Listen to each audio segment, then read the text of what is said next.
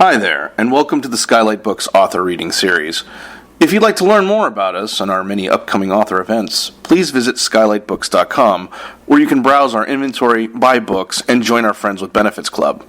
You can also follow us on Twitter, Tumblr, and Facebook. To speak to a real live bookseller like me, please call 323-660-1175. Thanks for your support, and enjoy. Today, of course, we are absolutely delighted to have Paddy Hirsch. Woo!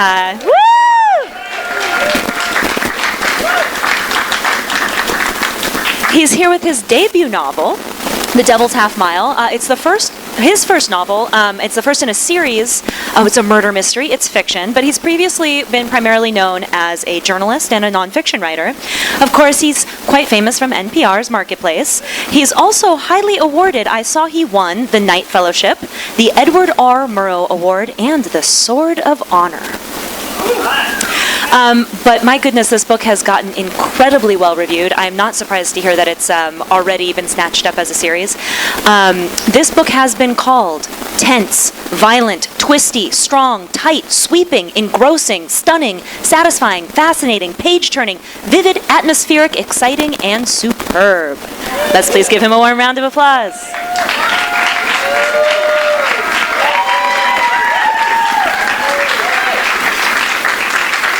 Wow, so much love in one room.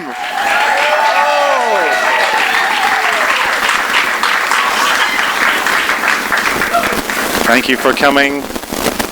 I know it's a Saturday. You could be at the beach, you could be in the mountains, you could be barbecuing, but you're here.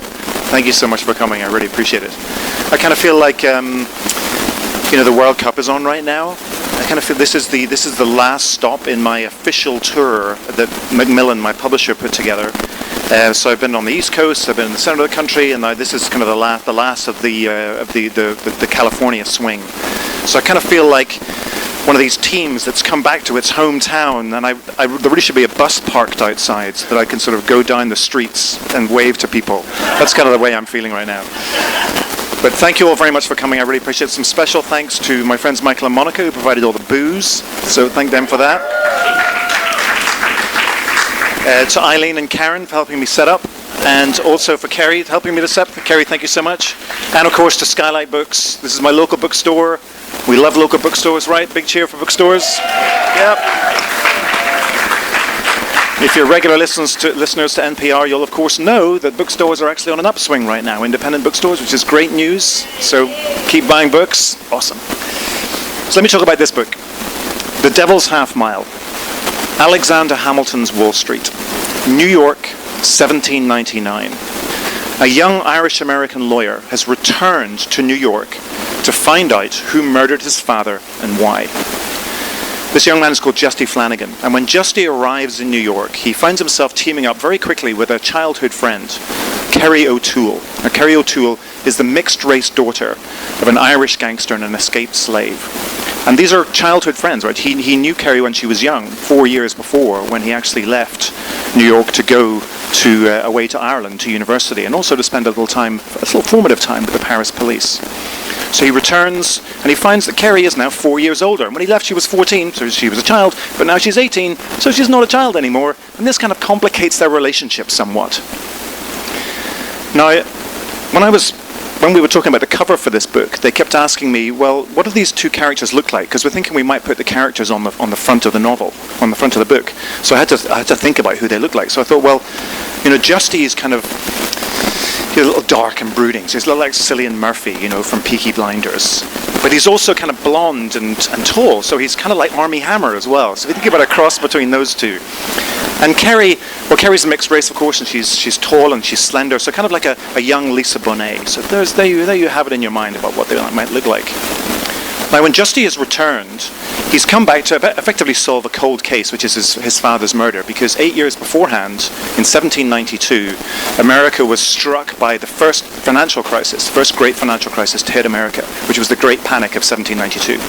And Justy's father, Francis Flanagan, was a wannabe stockbroker who was found hanging in his hallway. And everyone thought, well, of course, he's a stockbroker, he probably gambled too much money, he's lost his shirt, and he's killed himself. But Justy, while he's been away, has realized that his father father couldn't have killed himself, therefore must have been murdered, and has come back to find out why. So he's here solving a cold case in New York. But almost as soon as he arrives, he realizes that there's a killer at work right then when he arrives in New York. And this killer is killing young black women and marking their faces to make them look like prostitutes. So clearly covering himself up in some way. So I'm going to read a little bit from the book now. And at the point at which we meet Justy, he's just come across a crime scene where Jacob Hayes, who was the High Commissioner, was actually a mayor's marshal back then, but he effectively became the High Commissioner of New York City, which meant that he was effectively New York's first policeman. And when we come across him, he's just working on a crime scene, and he's just cleared up a crowd which has built up, and he's just managed to defuse that situation. And his men are clearing the crime scene away.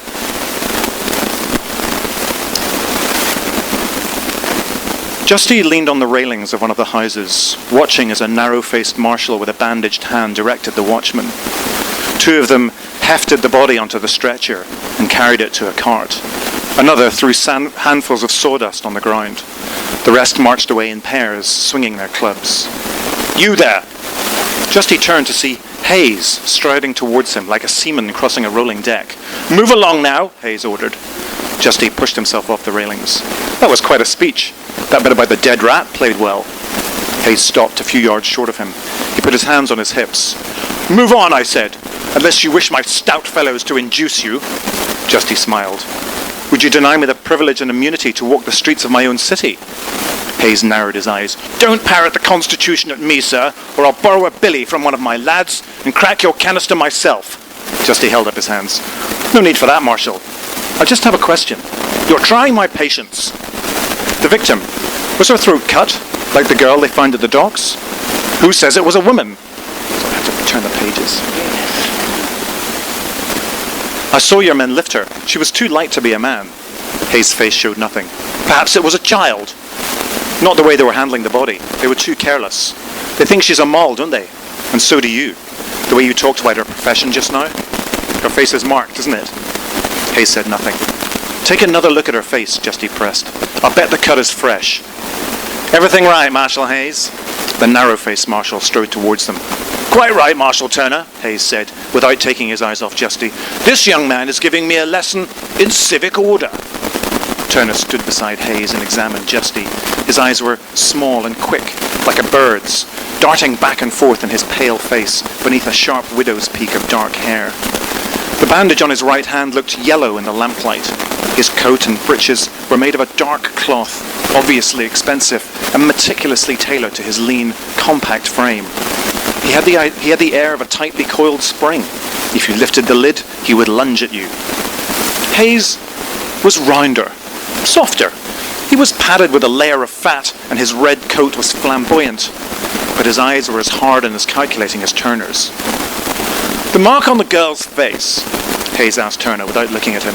"Was it a fresh cut or an old mark?" Turner stared at Justy. "Hard to say."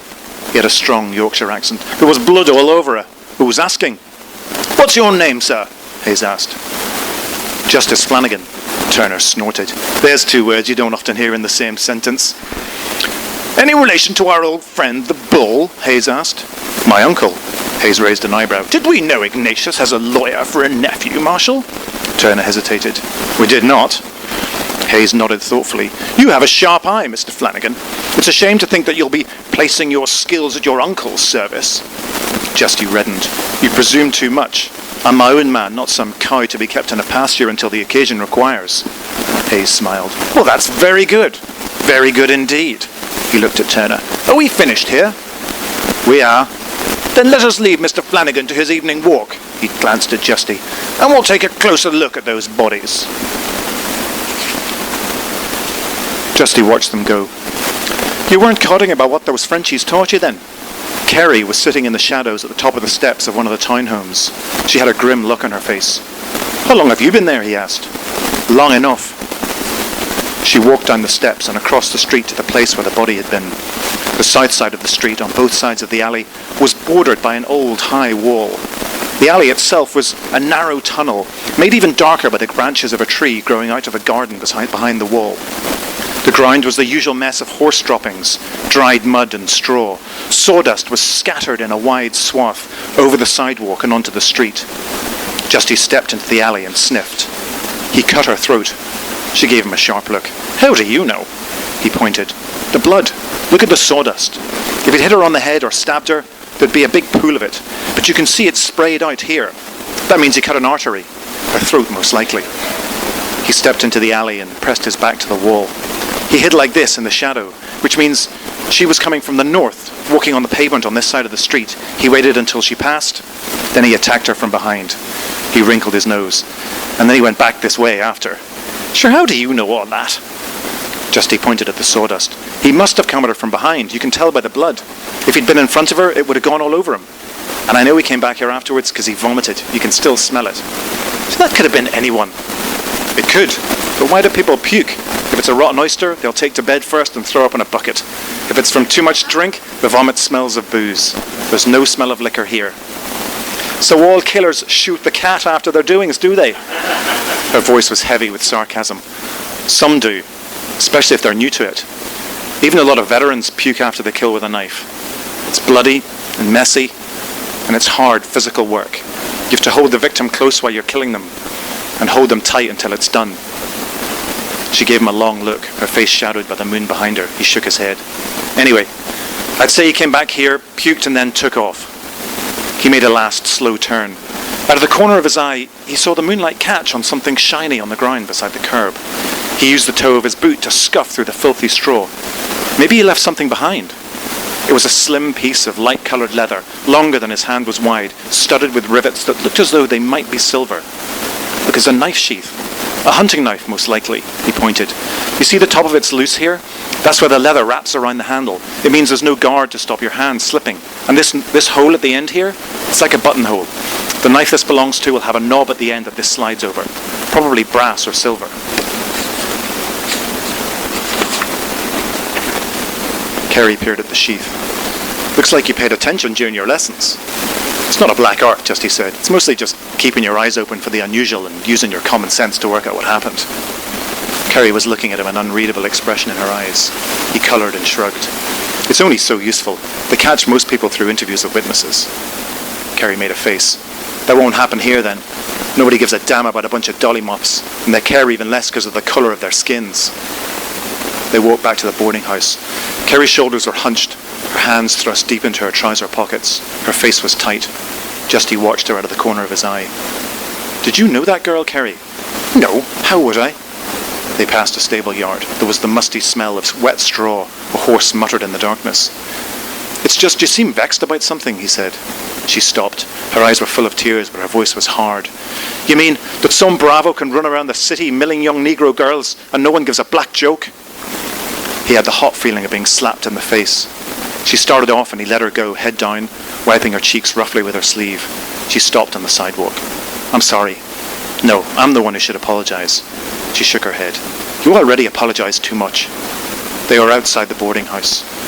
Kerry gave Justy a frank look and he felt himself redden. She grinned. "I'll catch up with you later then." "You will? When?" "Whenever I decide." She touched her fingers to the brim of her hat and winked, and then slipped away into the darkness.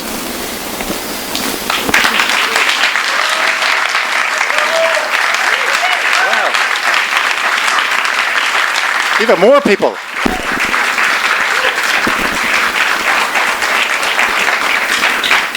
Thank you. So I should say that I haven't read this book in the audiobook version. Of course, I probably should have done, right? I asked, and they said no. It's actually read by a chap called Ewan Morton, who, if you don't know, is if you're familiar with the musical Hamilton, he was the first King George. So he obviously quit his job to do this one. Really. But it's been very interesting listening to that audiobook because, you know, I have a voice in my head when I'm writing, and I have an idea about what the characters sound like. And Ewan's a Scotsman, although he does a great Irish accent, because, you know, close enough for government work. And but some of the pronunciations that he uses and some of the intonation that he has for some of the bits, it's revelatory. So as I've been listening to that, during this tour, I've kind of changed the way that I've been reading the book myself, and in a way, it's changed the way that the characters are going to form in the novels that come up. So it's been a very interesting experience. Anyway, I'd love to ask you if you guys have any questions for me, because I could talk all day, obviously, because I love the sound of my own voice. But I'd like to know if you guys have any questions. Has anybody got anything they want to ask? It's an AMA. I did one of these on Reddit the other day, but here's one I'll do today. Ryan. Thank you. I wanted to ask you, at the beginning of the process, when you were researching,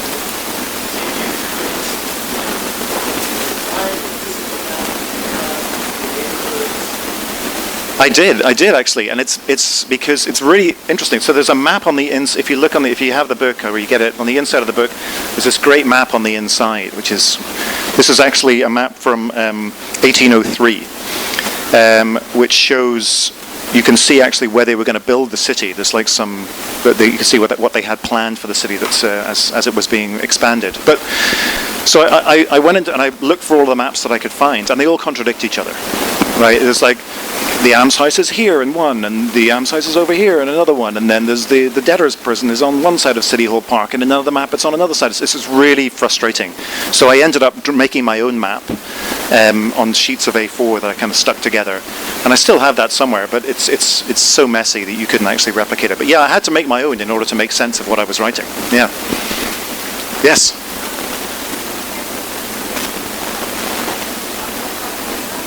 Sure. So this book actually started as a non-fiction project. So as Kerry mentioned earlier, so I'm a journalist by trade, and my first book was a financial markets explainer called Man versus Markets, which I don't think you've got here. So perhaps it's still in print. Just saying. Just recently translated to Chinese, by the way. So I wanted to write a follow-up to that, which was I wanted to write a history of the New York Stock Exchange, specifically because I wanted to talk about how a market is created. And the New York Stock Exchange was kind of created out of whole cloth very, very soon after the Panic of 1792. So I was doing a lot of research about that, and I was reading letters between Alexander Hamilton and Thomas Jefferson. Sounds fascinating, right? And I was doing all this great research in the Library of Congress and Yale Library and Harvard Library and the Los Angeles Public Library. And intrinsically it was fascinating, but in effect it was actually really, really dull. I mean, really boring. So I found that I was doing so much research and not doing any writing. I thought, well, just to keep my hand in, I'll kind of write a little murder mystery on the side into the narrative. And eventually all my energy just got sucked towards that. But the non-fiction project has been confined to like a dusty file in my hard drive somewhere. So if anybody knows a publisher who wants a history of the New York Stock Exchange, I could pull that out and produce that real fast. So if anyone's got any connections. But it meant that I had all of that research kind of bubbling up, and I was drawing on all of that when I wrote this. But the financial part of this, because there's a little bit of finance in this as well, the financial part of this really got shrunk down in the end because the murder takes over. So finance is more of a frame than anything else. Great question, though. Thank you. Yes.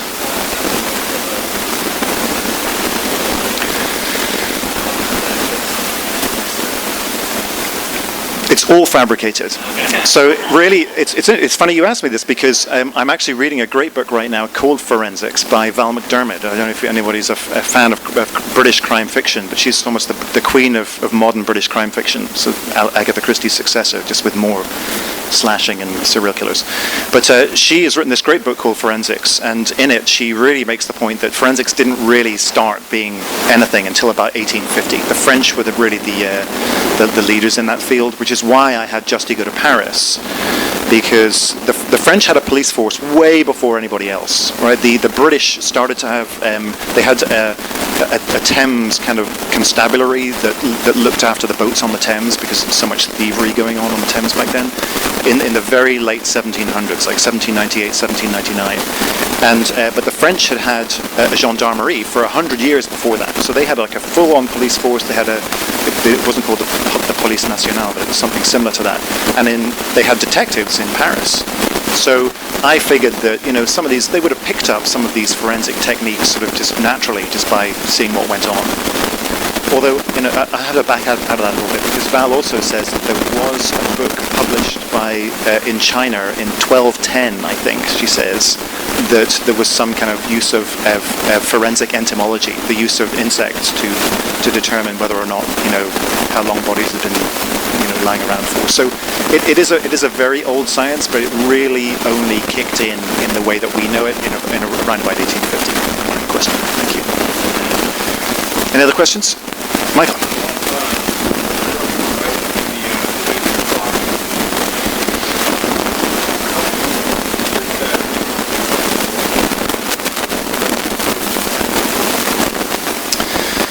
Well, I had to make a fair bit. So, if you read this, there are a bunch of books, great novels about this that are written around this period. In fact, a little bit before this period in New York. I think I'm trying to remember the name of it.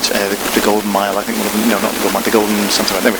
Anyway, but it's written in very archaic speech. In the way that we might expect. How now, good fellow? And I thought, I don't want to write like that. I want to write it so that it's accessible. So what I thought I'd do is I'd maybe have it a little bit sort of stilted in some ways, at some parts, but I'd use slang to kind of get the period across.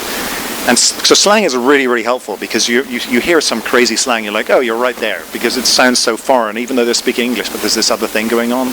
So slang was what I relied on, and there were two great resources for slang. The first is a guy called Francis Groves wrote a dictionary of London slang, of London criminal slang, right around 1830. And then also in New York, almost simultaneously in New York, I don't know if anyone's familiar with a writer called Lindsay Fay, who wrote a book called Gods of Gotham, and actually wrote a follow-up to that. Anyway, it's a great book if you're interested in historical fiction in New York. She wrote a book that's set in 1840s New York, which is when the real police department was actually created, and they actually had guys running around with stars on. And there was one of the administrators of the police force back then actually compiled a dictionary of underground New York waterfront slang. So I was able to pull from those and use terms that they actually did use. And it was great fun to do it, And then I got a few Irish words and, a couple of Scottish words. But yeah, it's a bit of a witch's brew, that one. Yes?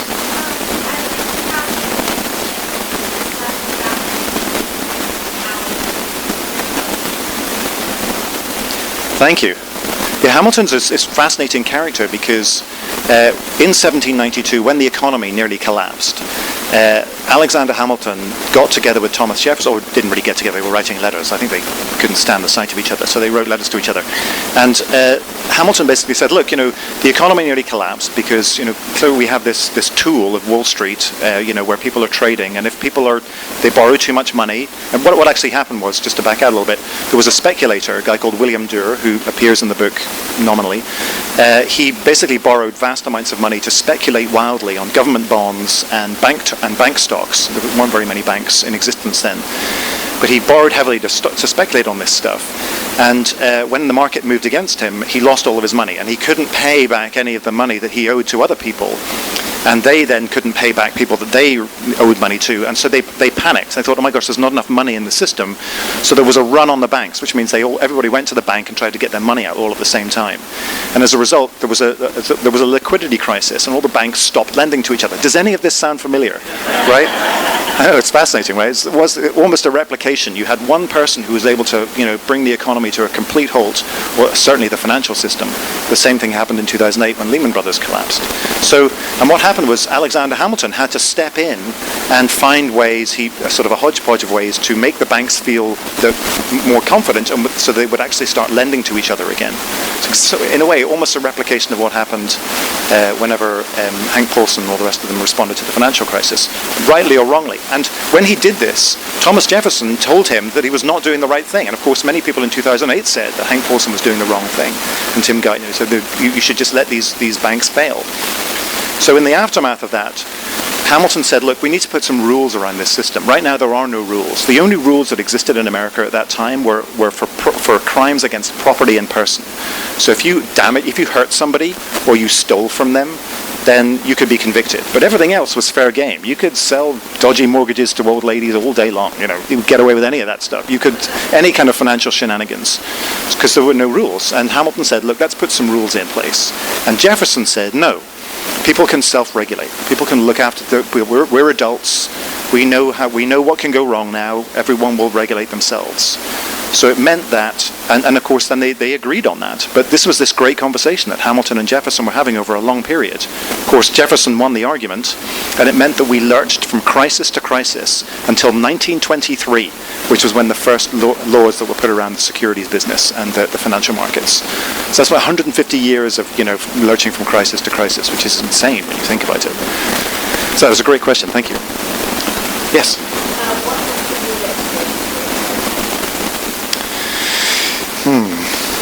That's a good question. So when I was, I don't really know actually. I just, I wanted.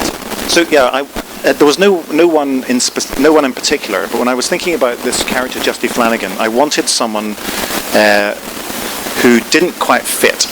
Because I've worked in a number of jobs and I've lived in a number of places, and I've never really felt that I fitted anywhere in any of these places. So I wanted to kind of have that feeling, the feeling of being in the place and everything feels right, but something's just not quite right. So I wanted to have that, and I've actually written novels in the past that have characters like that, and they've never really worked.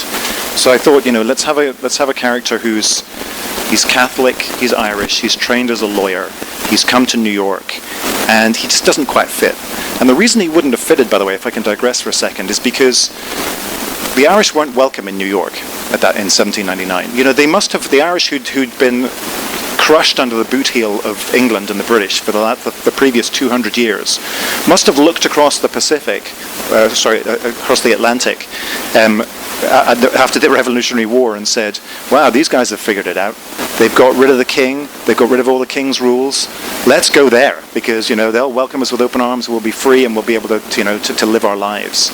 But of course, New York was effectively an English city and had been an English city for 100 years. And just because the king's soldiers and the king's rules went, didn't mean the English went with them. So the Irish arrived in New York and found that they had just exchanged one form of discrimination for another. Perhaps not as brutal, but every bit as crushing. Because they were Irish, they were regarded as subhuman. They were depicted as apes whenever people did sketches of them. Because they were Catholic, it meant they were shut out of all government positions, mostly of society. They weren't allowed to be educated because the universities wouldn't accept Catholics. So it was a pretty tough break for them. So I felt that here was a guy who had all the qualifications and all the skills, but just wouldn't fit that well and would have to make his way. Kerry initially was a much smaller character, but when I workshopped this at the Banff Centre in Alberta, and one of my instructors said, maybe you should make your key character a woman. Maybe change the whole thing. Just make it through a woman's eyes. It's like, okay, I won't do that so much, but maybe the female character should be more present. So I kind of built her up a bit. As for Justy's uncle, the Bull, well, I have to say I'm a big fan of Gangs of New York, the movie, and there were all sorts of characters that kind of made me think about him. Thank you very much. Good question. Any other questions? Yes.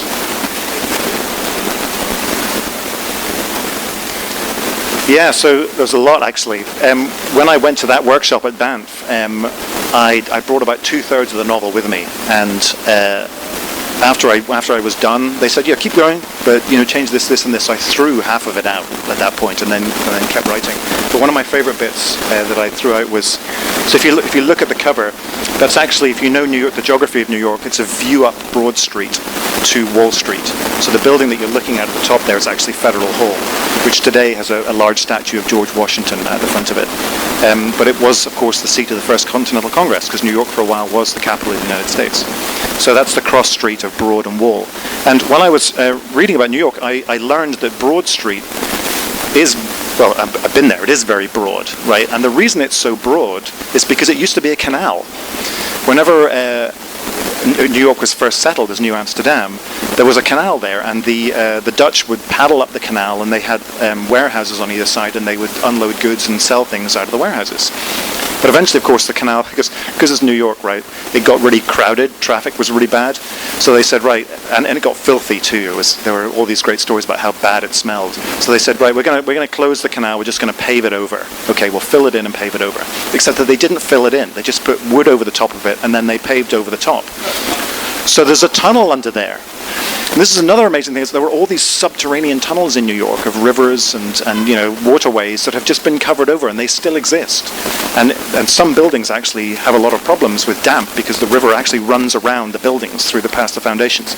Anyway, so I read about this and I thought, I should have a scene down there. So there's a great scene where people were down in the tunnels and they had torches, there were rats, and then people were stabbing each other. It was way too camp. I had to get rid of it. It was fun writing it though. It's awesome. Yeah. Yes.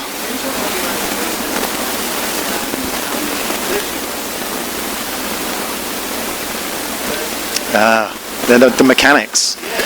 Well, initially I started writing it when I still had a job, and then I thought this isn't going to work, because I was sort of doing it in the afternoons and spending most weekends writing, and so I said, okay, well, I'm not going to do it. I'm going to actually quit the job, become a freelancer, so that I can give myself large blocks of time, like blocks of 2 weeks.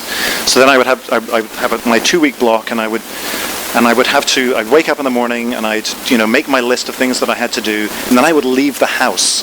Because I've got this great room in my house that I can write in. It's beautiful. The sun comes in, it's a standing desk, it's fabulous. But I can't write in the house, because if you write in the house, you're like, oh, I should really do the laundry, or those baseboards need painting, or whatever it is, and then you get distracted. So I would leave the house and I'd go to either the Silver Lake Library or the Los Feliz Library, or like a friendly coffee shop, because I don't know if the library has odd opening hours. So on a Wednesday, for example, it doesn't open till noon. Anyway, I could go on.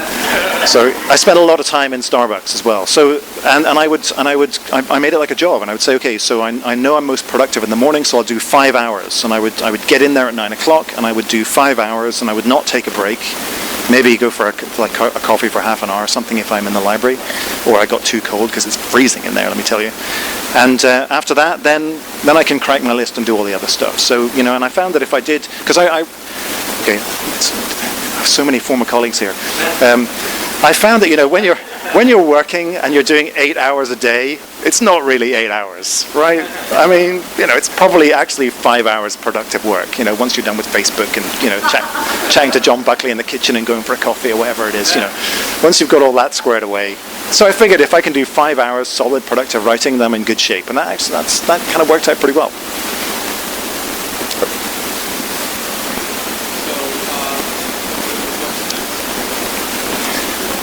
So Macmillan very kindly bought 2 of these, which is great. So they bought a sequel. And the working title of the sequel is Hudson's Kill. A kill, of course, is a body of water. It's like a stream or a little brook, but it also means stabbing people. So it's great. So it's great. People on it. So Hudson's Kill has been delivered to the editor, the second draft. So she's got it right now. My agent thinks it's magnificent, obviously, because she's a great agent. So I'm hoping that within a year I could be standing here again, chatting to you again about book 2, and wouldn't that be nice? Meanwhile, I'm pitching 3 and 4, and and I've got an idea for 5 and 6. In fact, I was talking to my editor in the UK, who works at Atlantic Books, and she's Irish. Sarah O'Keefe is her name, and I said, I've got this great idea for book 3. Justy goes to London, and it's this place, is this character close to the Tower of London, and we this and that, and there was sort of silence. So is there a problem with that? Is it too early for him to leave America? She goes, so if he's going to leave America, he should really go to Dublin, shouldn't he? So that's number 5, I think. Or maybe number 3, I don't know. That's coming up. Yeah. Do you have a question?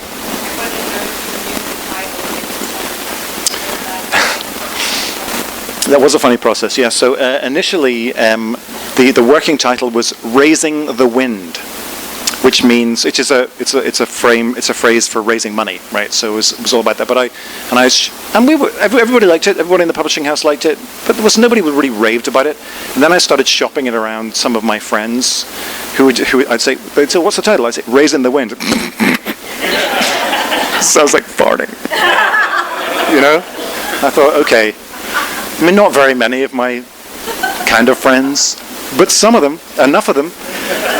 And I said, let's rethink the title. And I had, whilst I was doing research, like almost at the very beginning of the research, I'd come across this phrase, but I'd totally forgotten it, and I put it in my notes.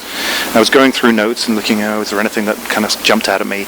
And it was because when you're thinking about these things, I was drawing these word maps, so with the huge word maps, all these sort of words about murder and finance and all the rest of it, and nothing came up. And then I was sort of going through this notebook, and I saw this phrase. I thought, oh, great, is that real? So then I had to find it again. So I was doing all this research to find it, and it's mentioned. It wasn't actually a very common phrase. This is the other thing about this, is that so Wall Street, the Devil's Half Mile. I went on Google, and I measured it. It's not a half mile. It's not a half mile today. Okay, and back then it would have been less than half mile because all the landfill. So it would have been about a third of a mile. But the Devil's third of a mile just doesn't have the same ring to it, does it? Yeah. Anyway, so yes, it's a great question. Thank you.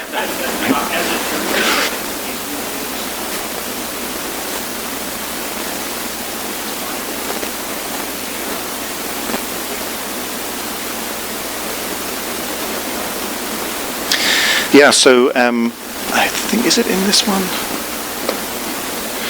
So one of the really interesting things I found out when I was reading about Irish history is how much the Irish were how much Catholics were discriminated against back then. Like, popery back in the early 1800s was just, if you were Catholic, you'd be lucky you wouldn't get burned at the stake. Literally, I mean, you were literally shut out of pretty much everything.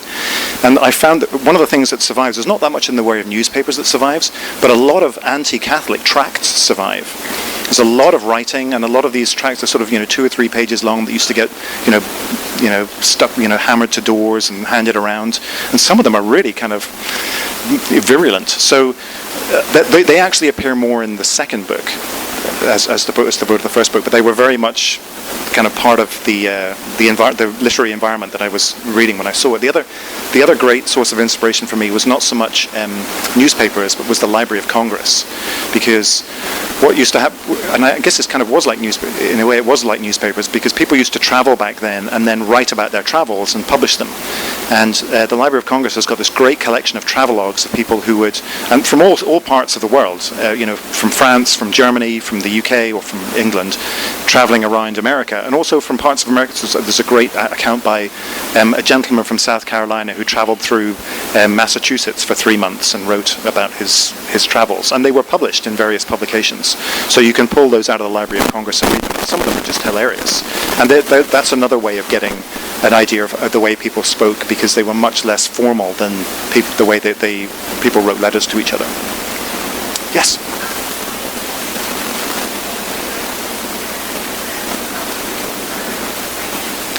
Whoa, it's such a good one.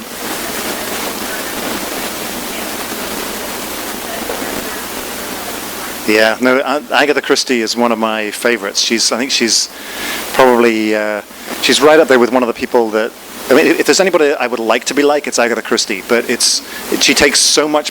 Her stuff is so well plotted.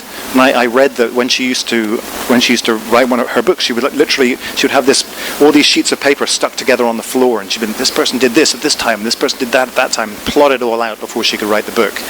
So that's a little too much for me. I just want to kind of write it, see what comes out. But if you're interested in that type of book, I was reading something the other day called The Magpie Murders by a guy called Anthony Horowitz, which is kind of like a modern day Agatha Christie type book. It's, fantastic, really good murder mystery if you're into that stuff. Yes, that's it. Yeah, so I was never really into it when I was into thrillers when I was a kid. So I was reading like Alistair MacLean and Sven Hassel, anything about the war basically, and people smuggling gold and all that kind of stuff, in the war, in the Second World War. So I really wasn't really into murder mystery until about 10 years ago, and I'm not sure where I started. I'd read Agatha Christie when I was a kid, and I'm not really sure what it was that got me started, but I remember at one point somebody put the first Lee Child in front of me, his debut called Killing Floor. I remember reading it and thinking, wow, it's such a it's such a driving plot. It's like a really good, very, very linear, just keeps you going the whole time. And then I read about how he wrote it, and apparently he was a former TV guy. He used to work for independent television in the UK. He was laid off, and him and his wife decided to move to the US. I think she was American. And when he got to the US, he bought 3 exercise books. You know those A5 books you used to have when you were a kid? So he bought 3 of those and an HB pencil, and he started to write, and he filled these books up, and he gave them to his wife, and he says, "Is this any good?" And she went, "Yeah, we should keep going." And he wrote his book, and I thought, well, if he can do it, then I can do it. So that was really, and that I say is about a decade ago. So it's been about 10 years getting from Flash to Bang, I think. No, go ahead.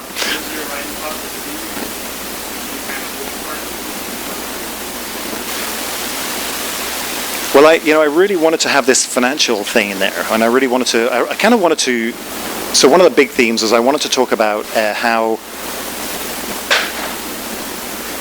if you don't have rules, then things just don't work that well, right? Because fear and greed, if there's enough fear and greed and there's enough money involved, then it doesn't matter how much sort of social convention there is. People are just going to go, screw it, I'm going to lose my house, therefore I'm going to break all the laws, or I'm going to make $17 million, so I'm going to break all the laws.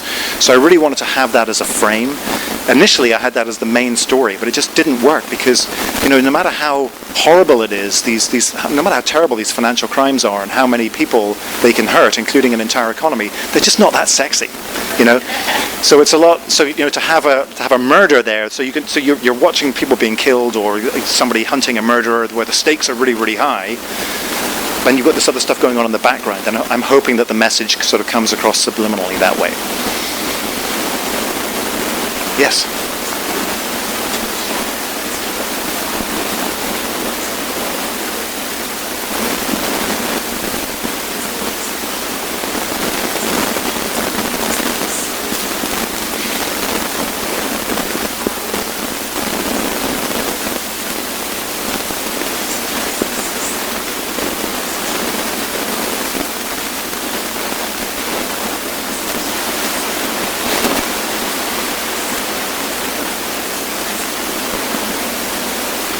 Yes, I mean, I think, maybe we go political here, but so my personal view on this is that that regulation is an important thing, right? We're all human beings, and for the most part, we probably can look after ourselves. We probably can do the right thing, but sometimes we don't. And there are some people who are immoral, and they don't want to do the right thing, and they're greedy, and they, want to, benefit themselves at the cost of other people. And I think that, as a result, what we want to have are really, really basic rules. We don't want to have a 2,300-page document called Dodd-Frank, which has 1 billion rules and is stuffed full of all sorts of stuff that just gets in the way. Make it simple and enforce it, so that when people break those rules, they go to jail. This is the other thing about the financial crisis. Nobody went to jail, right? I mean, people went to jail in the aftermath of it, but only because they were fiddling money that came, from the money that was pumped into the system by the government. So nobody actually went to jail for doing the wrong thing initially. I have no idea. I mean, if the government wants to pay me, hundreds of millions of dollars, I'll sit in an office and work them out. But I think it's pretty simple. It's like, we all know, if it walks like a duck and it quacks like a duck, it's a duck. When somebody is doing something wrong, and I think you can legislate effectively to make sure that people don't cross those lines. I mean, that's my personal point of view. I mean, I know that there are plenty of people who'd like to debate me about that, and I'd be happy to do that some other time. Yes.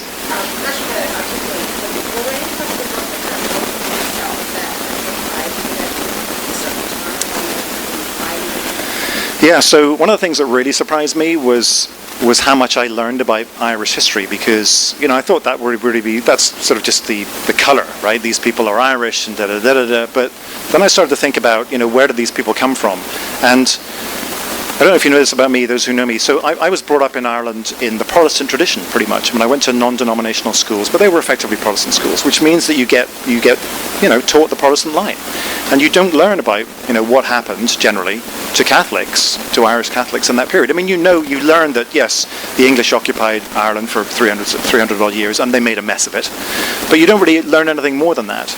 And the more I read, the more I realized just how appalling appalling the occupation of Ireland by the English was. I mean, it was absolutely. I mean, I've spent some time in Bosnia-Herzegovina, so I know what we talk about when we talk about ethnic cleansing, and it was every bit of that. You know, I mean, it was outrageous the things that went on, and you know, mass killings. We talk about My Lai in Vietnam. Mass killings by the English. 500 people on the Curragh, in half an hour. At one point in 1798.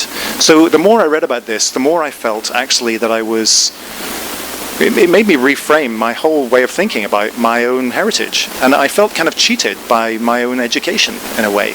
So that was a real surprise to me. And there are a couple of scenes in there, and they're more kind of accounts of what happened, which I learned about when I was reading about the awful atrocities that occurred back then, and those are real. They are taken from historical accounts, and I was really surprised to find them. I know bad things happen in war, but I was really surprised to find that. But most of all, I was surprised about how the effect it had on me. Yes.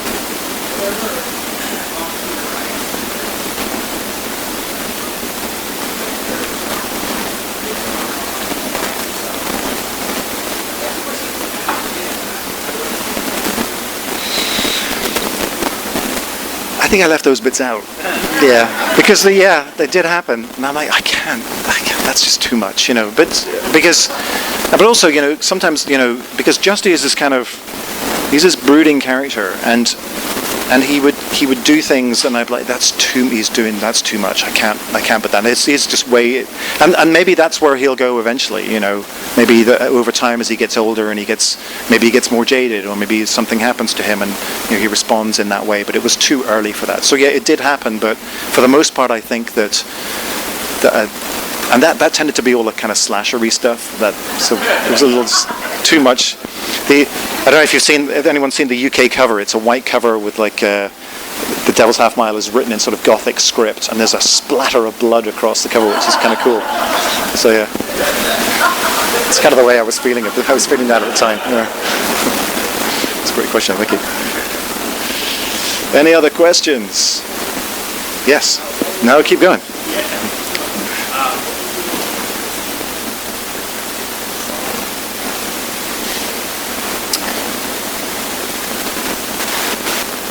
So I found I thought that the action scenes were going to be hard. I think it was really hard to write action. I mean, to be honest, the hardest. Somebody asked me this on a Reddit AMA the other day. It's like, what's the hardest scene to write? And for me, it's sex. I can't write it. I don't know why. I can't. Love scenes I'm okay with. I can't go any further than that. I don't know why it is. It's just a block. So but violence, I'm fine with violence. I can do violence all day long. What does that say? There's a lot of therapists in this room. They're going to be analysing me. So I was really worried about the violence because it's hard to write good action. I've read a lot of great thrillers who write amazing action. I'm like, how do they do that? And I find myself writing it. I wrote too long, and then I wrote too short. So that was the hardest thing for me. But once I kind of trusted myself and just got into it, it all came. And I think the scene, the last big fight scene was the one that just kind of tripped on really, really fast. I was really pleased with it. I kind of did it in a day, and I was like, well, I hardly had to change it at all. So I was really pleased. But for the most part, I found that hard. Yeah. Any other burning questions? 6'1". If I stand up straight. Yeah. Yeah.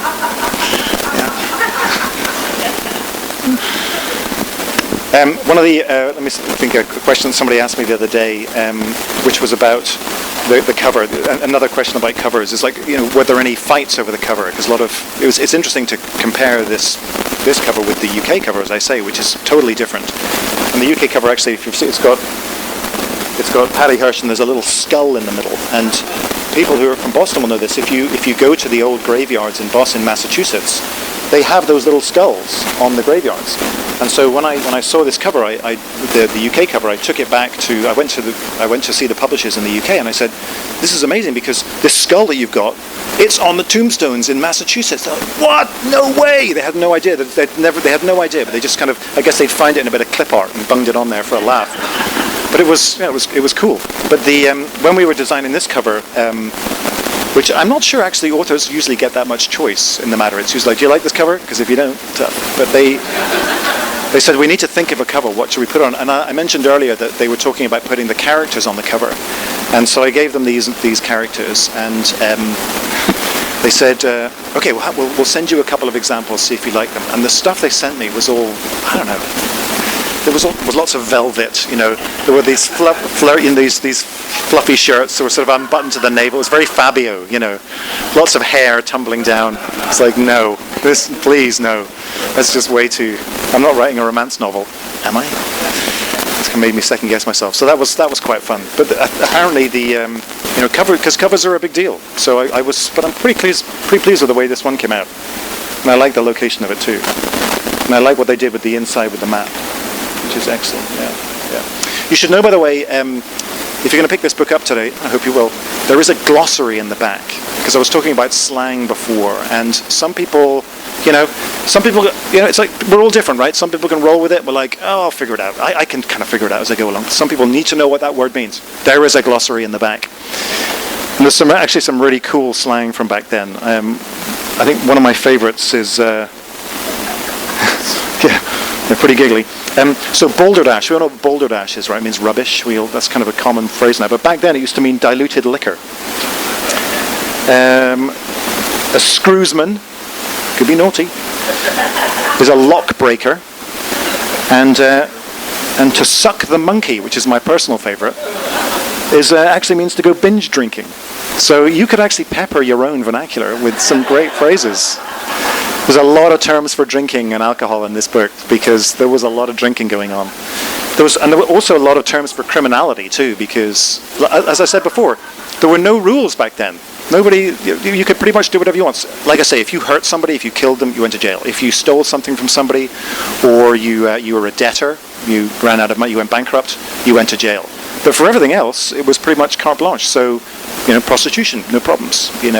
Selling dodgy securities to people, no problems. Whatever. I mean, you could, even if you, sold, dodgy mussels to people on a pier, as long as nobody died, you could get away with pretty much anything you wanted to. So there's, it's a really interesting period because having thrown off all of that government regulation, post the Tea Party, having thrown off all that government regulation at the end of the Revolutionary War, they said, well, we don't want to have any rules anymore.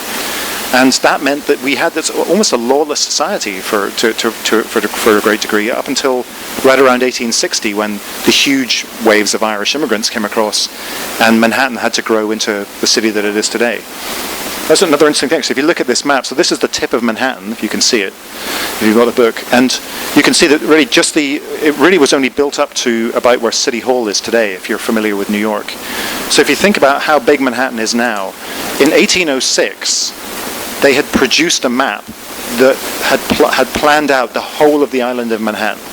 So they decided, right, the whole city, this whole island is going to be built on. Everyone's going to be living on this island. We need to start building now, and they've drawn up a plan, which is, crazy if you think about it. But if you look at the map, it looks almost exactly what New York looks like today. The only difference really is that there's a big hole cut out now where Central Park is. They didn't have that back then. But it's, if you think about the strains on a city that has to grow that fast. In 1780, New York there was only 60,000 people in New York. It doubled in size every 20 years after that until 1860 when it hit 1 million. So if you think about that, from 1780 to 1860, from 60,000 to 1 million. And then you think about the scale of that growth beyond up until 1900, when I think it was like 6 million or something crazy. So that's and you think if you have a city like that that's growing that fast, that has no rules, God knows what's going to go on in a place like that. It'd be crazy. So it's a very, very interesting time to write about, and it's fascinating because there's very little written about it, and there's very little popular fiction that's written in this area. There's not that much in terms of history that's written about it. There's like this gap between the end of the Revolutionary War and sort of 1840, when the Irish start to come in big numbers and really change the face of the city. So, if you're interested in history at all, it's a great start to get you in there, and then you can go to the Library of Congress and read all the stuff that I read, which is great. Yes. That's a very good question. It should be, shouldn't it? Maybe I'll do my own. Maybe I'll do my own and put it online. That's a great idea, actually. I'm going to do that, yes. Where's my social media manager? She can help me with that. Yeah. Yes. So you think that This one's from 1803. Yeah. so does it support all of this? Yes. Based it on those maps? Yeah, no. This was the one that I really went with in the end. So, I mean, so many people were making maps back then. I mean, because the British made loads of maps, during the war, and then they were making maps for development of these particular areas in the period after. But it's like, you'll get a map that's dated 1800, and there used to be a big pond, right about where, if you know New York at all, right about where Little Italy is today. There used to be a big pond there. It was a freshwater pond that they filled in. And there are maps from 1800 that have got that pond filled in. Well, I'm like, well, that can't be right. So there are triggers that tell you, oh, this is clearly a speculative map. Because a lot of them were, developers putting maps together to plan what they were going to build in the next 5 years. So, but it could get a little confusing. I've answered all your questions? My God, I've done well. Excellent. Well, look, thank you very much indeed for coming. I really appreciate it.